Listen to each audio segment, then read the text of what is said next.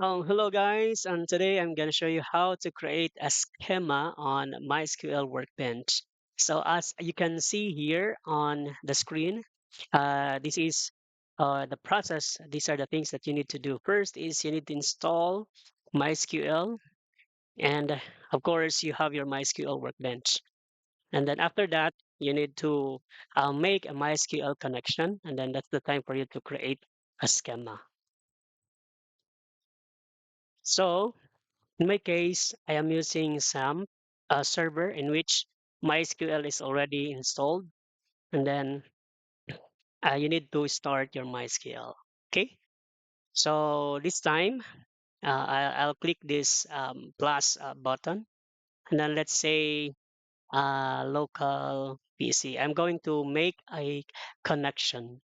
So by default, this is the IP address or the local IP for the host name, and then the port is 3306.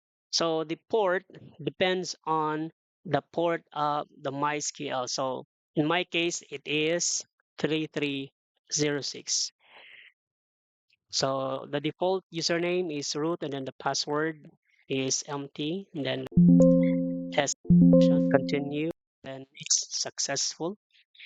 Okay, so you can see here it is added a new connection, right? So right click, then create a schema and say test DB. Okay, so it depends on your configuration, but for me, I'll leave it as default. Then apply, then finish. So that's it.